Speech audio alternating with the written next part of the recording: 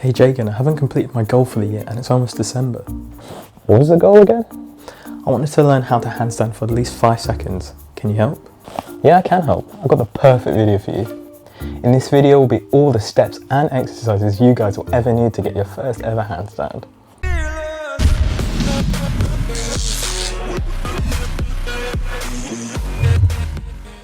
The handstand form.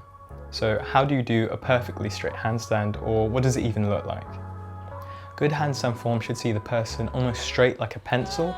To do this, you need all your joints stacked above one another. So you need your wrists stacked above your shoulder joint, shoulders, elbows, hips, knees, and then feet or ankles. So all these joints stacked up above each other, giving you that nice straight line. To do this, you should see the person's arms in line with their ears, which means you need enough shoulder flexibility. Here you can see me demonstrating how much shoulder flexibility you need. You don't want your arms in front of you, in front of your ears. You kind of need your arms to be retracted and use your shoulders to contract, bring your arms backwards and in line with your ears. So this might be a mobility issue. And here you can see me demonstrating one of the many shoulder mobility exercises that you can do to open up your shoulders and get them in line with your ears. So now that we know how to get into a perfectly straight handstand and what to work on, we can now go on to the different progressions so you can actually gain the strength to even get up into a handstand and get all the technique for the handstand. Handstand strength. So first, to get into the handstand, we need to build the strength so that we can hold our body weight on our shoulders freestanding in the handstand. Going from 0, working our way up, we're going to start with pike holds. Pike holds are a great exercise and gets them used to loading your shoulders with your body weight. After the pike holds, we're going to move on to the next progression, which is elevated pike holds. This is basically the same thing as the pike holds, except we're elevating our feet off the floor using a stool or chair. So what we do is we get into the same push-up position as before with our feet up on the stool or chair, and then push ourselves backwards, trying to get into that L shape, keeping a straight line with our legs and our back. And again, holding for as long as possible, each time progressively overloading, building that strength in our shoulders to hold us up. Now that we have enough strength in our shoulders to hold ourselves upside down, we can now move on to the next progression. And the next progression is kick-ups. So we need to start practicing our kick-ups because we're not just going to magically go upside down. We need to practice how we're actually getting into that handstand. So what we're going to do is we're going to go to a wall facing it, put our hands down on the floor and just start kicking up. So we're going to try and manage the amount of force we're putting into the ground so we don't kick up too much and just bounce off the wall, but we want to kick up just enough just to get our feet touching the wall, and then we'll just come back down. Once you mastered kick-ups, we can now carry on our strength training and work on even more of loading the shoulders and putting more body weight on top of the shoulders. So how we're going to do this? We're going to do this by doing stomach to wall and back to wall handstands. So first we're going to start off with stomach to wall handstands. So what you do is you have your back facing the wall like I am now, then you go into a push-up position, then get your feet onto the wall and just try and push yourself up, using your feet to kind of climb up the wall.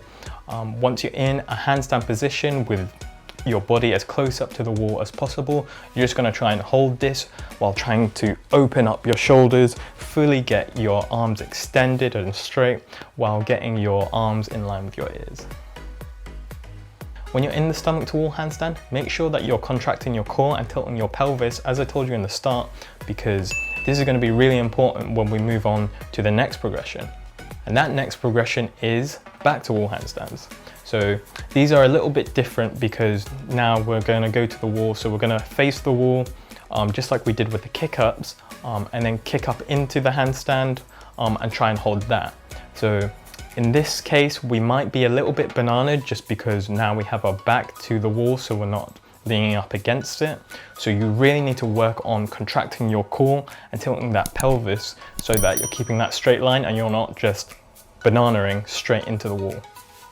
So once you've got the back to wall handstand down, you can keep yourself in pretty much a straight line while contracting your core and hold that for a decent amount of time, say 20 to 25 seconds. Then we can start moving on to the next progressions where we work on our balance. Exercise number 1, wall push-offs.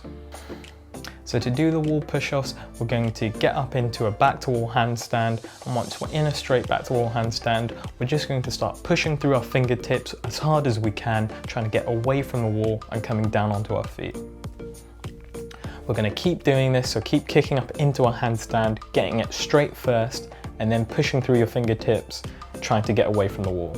So this is a really good exercise and helps practice exactly what you'll be doing and mimics what you'll be doing in the freestanding handstand. Balance exercise number 2, wall lean-offs. The second balance exercise, wall lean-offs, requires us to get into a stomach to wall handstand, just like we did before. And once we're in that stomach to wall handstand, we're just going to lean slightly away from the wall, just trying to get our legs away a bit and then come back to the wall, leaning back against it. So do be careful, because if you lean too much, you will be coming down from your handstand.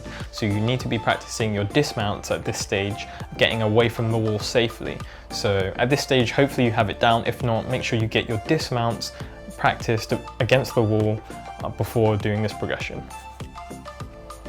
The last balance exercise is going to be one leg handstands. So in one leg handstands, we're going to get up into our back to wall handstand, and we're just going to use only one leg against the wall while we have the other straight up, as if that leg was trying a normal freestanding handstand. We're then going to try and balance off the wall, trying to just get into a freestanding handstand for a couple seconds, and then go back to the wall with one leg against it. So if you mastered all the progressions previously, you should now have enough strength in your shoulders to hold yourself upside down in the handstand for a good amount of time. However, if you're falling too far forward in the handstand, then go back to doing wall push-offs, and if you're falling too far back in the handstand, then go back to doing wall lean-offs. So now you guys should have the tools to learn how to do a freestanding handstand on the floor and hold it for a good amount of time.